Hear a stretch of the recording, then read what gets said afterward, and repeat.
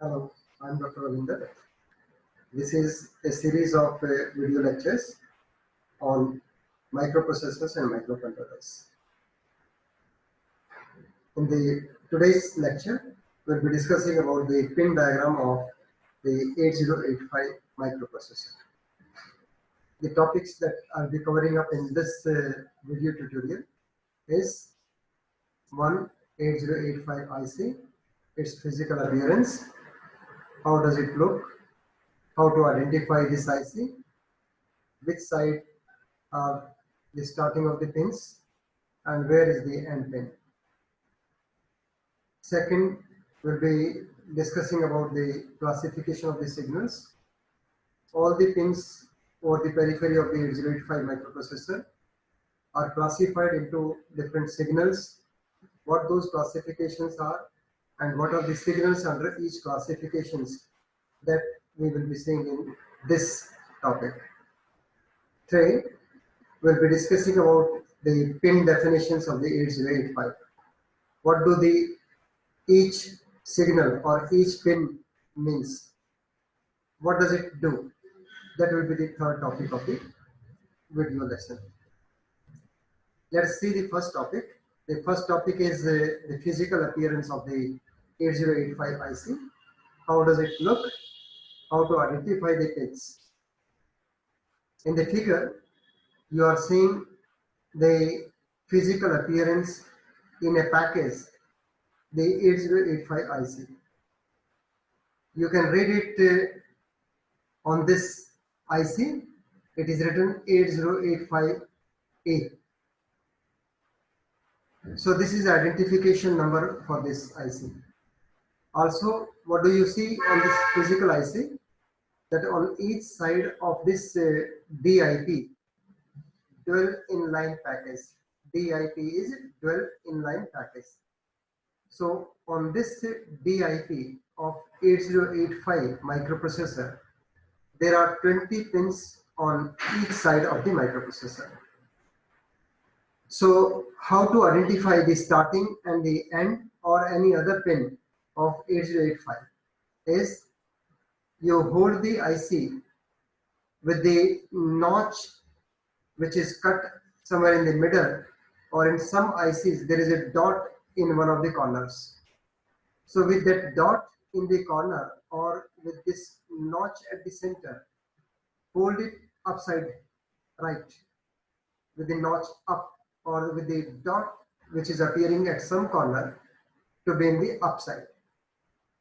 Then the pin number 1 is when you hold it upside with the notch up, pin number 1 is on to left of yours, or the pin number 1 is just adjacent to the dot marking in that corner.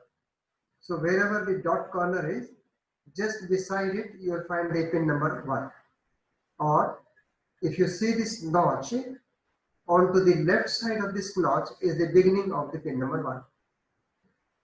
So starting from this pin, then go on counting pin number 1, pin number 2, 3, 4, 5, 6, 7 and up to 20. So to the left of this IC, there are 20 pins numbered from pin number 1 to pin number 20.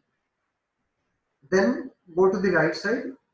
So right side down is the pin number 21. Go on counting pin number 21, 22, 23 and till the end pin number 40. So thus these are the 40 pins, 20 on both sides of this DIP. So once we know that 8085 microprocessor IC is a 40 pin IC, then we can classify these 40 pins into different signals. What these classifications are, broadly speaking, the classifications are the power and the frequency signals, the address and the data signals, the status and the control signals, the interrupt and the externally initiated signals, and the serial communication signals. So let's now begin up in classifying and describing these different signals. So we have seen that there are 40 pins on the IC, 20 on each side of the IC. So which is the power signal and which are the frequency signals? This we can identify from the chip. So let us see the functions and the classifications. So once these are known to you, that you have this broad classification of the signals, and these 5 broad classifications are the power and the frequency signals, address and the data bus, the status and the control signals, the interrupt and the externally initiated signals, serial communication signals. So just by looking at these different names, we can know what these signals will be. So power and frequency signals are related to the power requirements and the frequency requirements of the signals. The address and the data signals are related to how you address the memory locations, and at those addresses whether some kind of data is to be transferred from the memory to the processor or from the processor to the memory. So those data will travel over the data bus. Status indicates the operation, what is going on, or once certain bit patterns are selected, what will happen within the IC. So those set of signals on the status lines will indicate the operation that will be going on in the microprocessor. And control signals controls what kind of action can happen within, whether a read operation will take place or a write operation will take place or a memory fetch operation will take place. The interrupt and the externally initiated signals are related to when some external event occurs. How do the processor knows that an event has occurred? How this will respond to it? So this is all defined here in the interrupt and the external initiated signals. Then the data may come in parallel, that is through the data bus, or data can be received one bit at a time, that is serially over the serial communication interface. So 8085 signals are classified in these 5 classifications. Let me repeat again these classifications: power and the frequency signals, address and the data bus signals, the status and the control signals, interrupt and externally initiated signals, and the serial communication signal. So these 5 classification of the signals, they are from these different pin names. So as can be seen that each pin starting from pin number 1 top right to pin number 20 at the bottom left corner, and from 21 bottom right corner to up 40. So each pin has been named, and these names are all those, that is these signals are 5 classification of the signals. So what is required now is to assign these names in each of these classifications. So let us now see all those signals, their definitions, what exactly they do, and try to relate these with these different classes of the signals. So what is our task now is to define or give a definition to each of the pin and classify those pins as per these 5 classifications. So we proceed further in classifying these different 40 names which are written here as X1, X2, reset, and so on up to VSS, then A82, then we have the S0 and so on up to the VCC. So putting them in certain classes. So let's now see the power and the frequency requirements or the frequency signals. Power signals and the frequency signals. We have seen in the previous diagram when we saw these names to each of the pins. What do you see here? Pin number 40 is assigned to VCC. This is where the plus 5 volt will be connected. So 8085 operates on a single plus 5 volt power supply. So the power requirement here is this pin is connected to VCC, that is pin number 40, and diagonally down pin number 20 is connected to VSS, that is a ground, sync. So power requirement is ground to pin number 20 and VCC plus 5 volt to pin number 40. So this is the power requirement, power signals. The frequency signals are the pin number 1 and 2, where it is written as X1 and X2, and another signal at pin number 37, which is written as a clock out. So in the figure on the next slide, we have shown these signals leaving all these aside. So as you can watch here, we have specifically shown here pin number 40 to VCC, pin number 20 to ground, pin number 1 and 2 written as X1 and X2. This is where your external crystal oscillator will be connected. So internally, the 8085 divides this frequency by 2.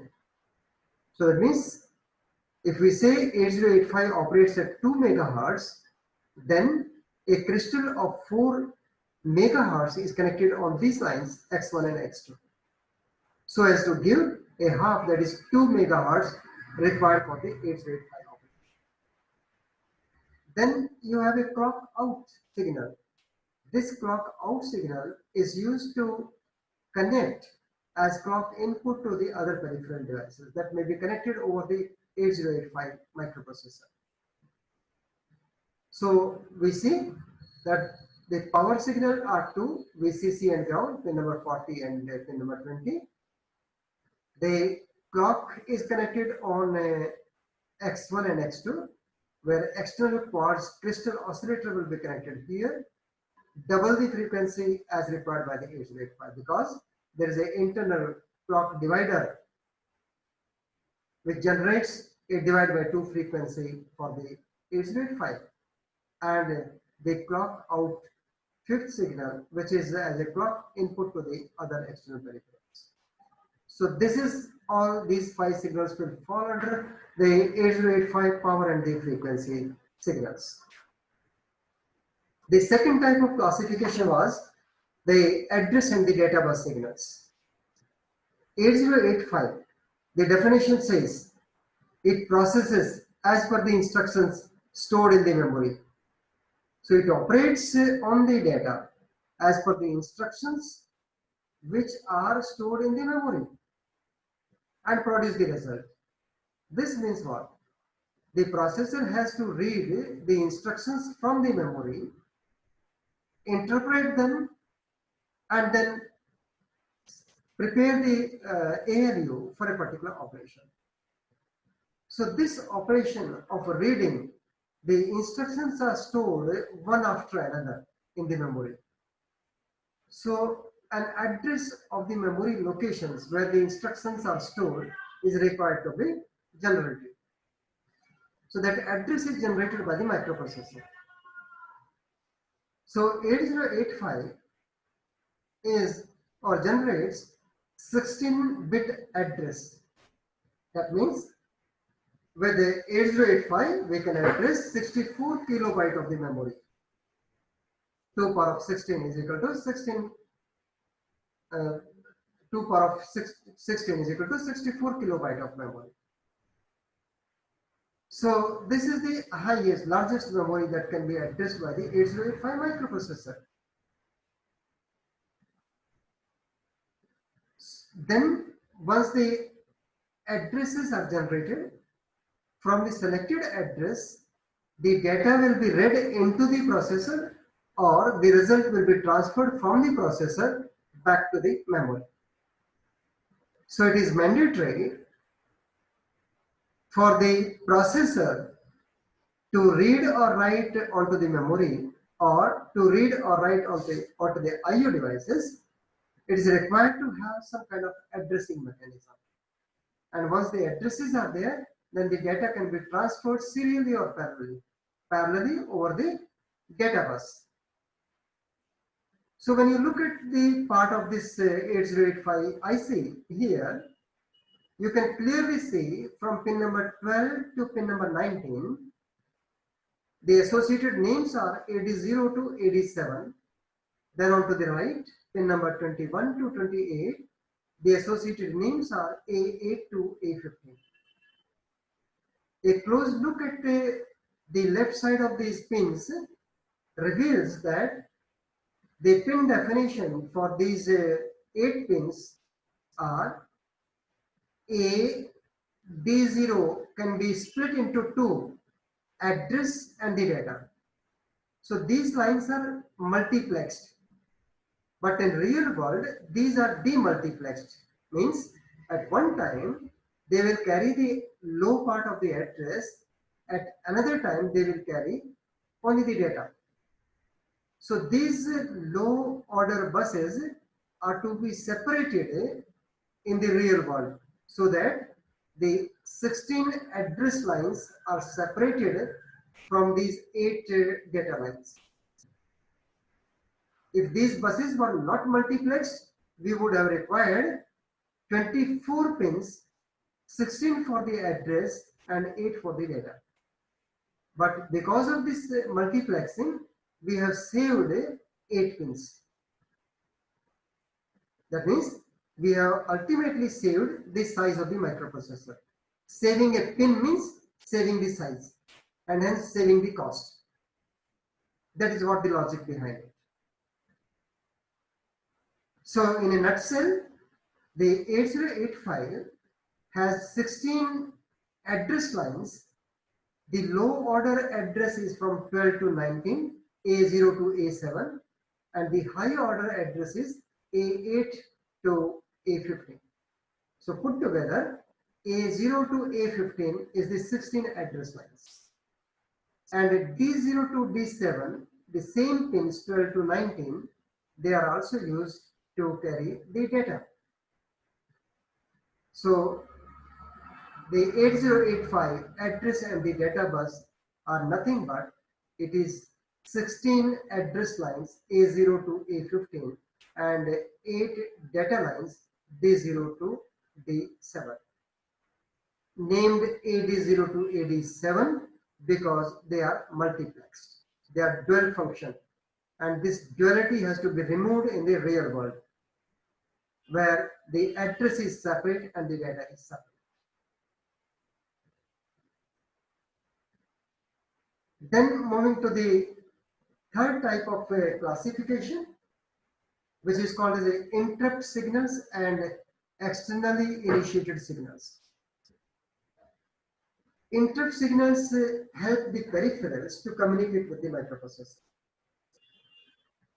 This is one of the very good mechanism wherein the slow operating devices or the peripherals, they can communicate by sending an interrupt signal to the processor. The processor is a very precious resource. We do not want processor to look for the devices. When are they going to be ready? But instead, we want devices to communicate with the processor whenever they are ready. So this communication will be in the form of an interrupt signal. On the 8085 IC, there are 5 interrupts and 1 interrupt acknowledge. What these 5 interrupts are? These 5 interrupts are, as you can see on this figure, which is drawn as a partial cut view of the 8085. You have pin number 6 assigned to the interrupt called as a trap. Then RST 7.5 to pin number 7, RST 6.5 to pin number 6, RST 5.5 to pin number 9 and INTR to pin number 10. These 5 interrupts are broadly classified in 2 categories as vectored and non-vectored interrupt, which we'll be describing in detail in the next lectures. But of now, we can understand that these 5 interrupts are basically divided into 2 categories. Vectored interrupts, so trap RST 7.5, RST 6.5, RST 5.5. These 4 are the vectored interrupt. Their ISR address is pre-known to the system. Whereas the INTR is a non-vectored interrupt. So the interrupting device, whichever device wish to request the service of the 8085, it also has to send its vector address, the device address. Since their addresses are not known to the microprocessor, so INTR pin is called as a non-vectored interrupt pin. We'll see these definitions in detail in the future classes. Then we have the INTR connected on pin number 10, which is a non-vector. INTA is pin number 11. INTA is an interrupt acknowledged. It is a low enabled pin. So whenever the device receives an interrupt on any of these pins, the 8085 sends a low signal on this pin number 11, indicating that it has seen the request and this is the acknowledgement for that request. So these are the interrupt signal. Onto the right side of the chip, pin number 39, pin number 38, pin number 36, pin number 35. These 4 pins are assigned to externally initiated signals. What these 4 pins are? Let's see the definition. The pin number 39 and 38, which is written as a hold and HLDA. These 2 pins are basically used for some kind of controllers like direct memory access controller, DMA controller. The purpose of this DMA controller is to delineate the system buses so that the data transfer between the memory and the IO can take place. So whenever there is some kind of a memory communication to take place between the IOs and the memory, then the DMA controller sends a signal on this pin hold to the microprocessor. That means it requests to the processor to kindly complete your current going on execution and then give the control of the buses to me. That is the DMA controller. So once the processor is ready, the processor will send an acknowledgement on this line HLDA to the controller that okay, now I am giving the control of the buses to you and over to you now. You can do your activity. So this is what exactly the hold and the HLDA pin will do. Then pin number 36 is the reset pin. This reset pin is an externally input, like when you press a switch onto your system, the system restarts. Restarting or resetting the pin means your all the internal registers, including your program counter, they will go to its default states. They will then contain their default values. And hence we say the system is reset. And finally the signal called as a ready. This ready signal is for slow or the peripheral devices for the purpose of synchronization. This helps synchronize the peripherals with the processor. So this is about the interrupt and the externally initiated signals. Then coming to the status and the control signal. Status indicates what kind of operation might be going on in the processor, and control indicates how you want your processor to act. This is what the basic difference between the status and the control signals are. So if you see the signals here, the control signal, IOM bar, read bar and the write bar. IOM bar is one single signal on one single pin. Either the signal is low M bar or it is high IO. So the level of the signal indicates whether it is a M bar memory related operation or IO, the IO type of operation. Its value will indicate what kind of operation. Read bar and write bar both are the low activated signals. So hence they both when are 0 0 or when both are 1 1, this will lead to an invalid operation. Since we assume that only one operation can happen at one time, either a memory read or a memory write, either the IO read or a IO write. So accordingly, if you see the signal 0 0 1, IOM bar is 0, read bar is 0 and write bar is 0. 0 means memory, this 0 means read bar, and this 1 on write, that means it is not active. Read is active and memory is active. So this signal is called as a memory read. The next line shows 0 1 0, read bar is 1, so read is not active, write is active and memory is active. So it's a memory write. So is about the IO read and IO write.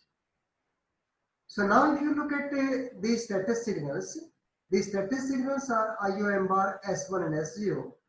So the values of the status signal will indicate what kind of operation is going on inside the processor. This S0, S1 as 1 1 and IOM bar as 0, this indicates opcode fetch. The next 0 1 0 memory read, memory write, 1 1 0 is IO read, then IO write, 1 1 1 it is a interrupt acknowledge, and finally the halt. So these are the different operations that are indicated by these bit combinations. Finally, we have the serial IO signals. The serial IO is serial communication. The data can come into the processor either through the data bus, which is a parallel communication with the microprocessor, or bit by bit, one bit at a time over these lines, which are called as a serial communication lines. On the 8085, there are two serial lines, one SID and SOD.